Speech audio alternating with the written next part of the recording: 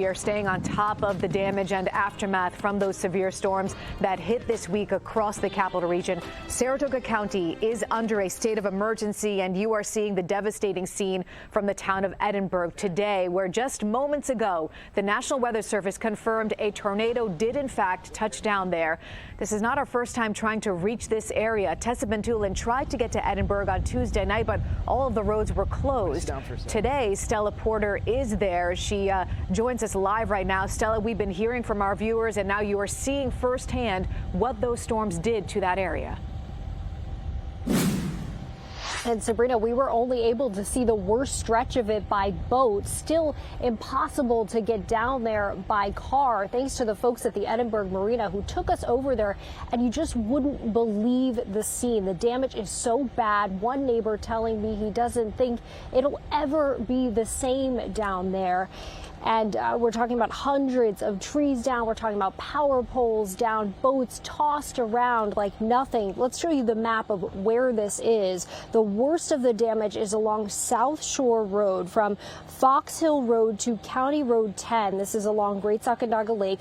That is totally shut down. No one allowed in or out there right now. We are on the other side of the lake right now, closer to North Shore Road at the town hall. This is kind of the base where emergency services are located right now as they try to get to people.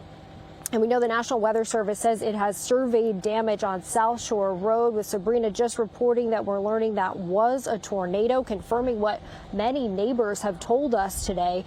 We spoke to Saratoga County Sheriff Michael Zerlo. I just got an update from him a couple minutes ago. He says today's mission was to turn off the power and actually try to get to people who have been trapped down there for days. They spent the whole day doing that. He says luckily no one was injured down there, but people are still stuck near their properties.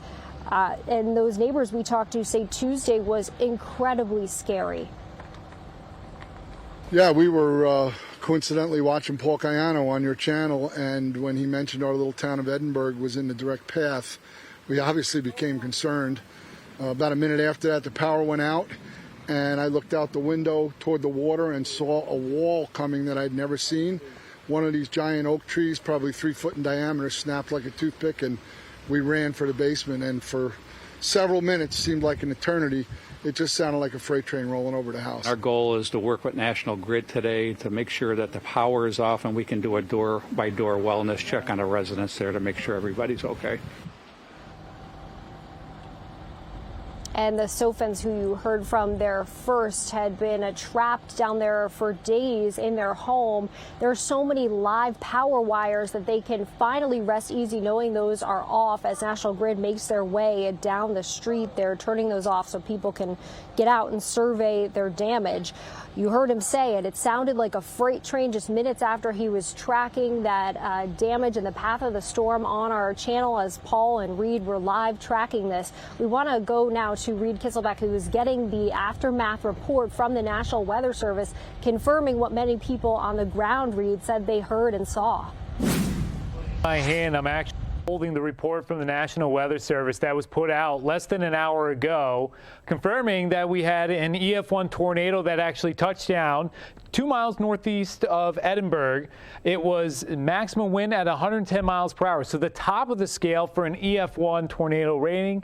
The path length was just over half of a mile, its width was 50 yards, and its duration on the ground was only 2 minutes. But the one thing to note with this, and this is what they mentioned in the report, an extensive amount of the tree damage was actually caused by a microburst that came out behind that. Microburst, steady downburst of rain and strong winds that can reach up to 100 miles per hour coming in behind that. So that's where some of that extensive damage truly came from. This report now tying into even more confirmed tornado reports that we had from Tuesday across eastern New York, including in Chestertown with an EF0, Oxbow Lake in Hamilton County and Wells, both of those EF1s, and then of course Roman and Oneida County with an EF2 rating.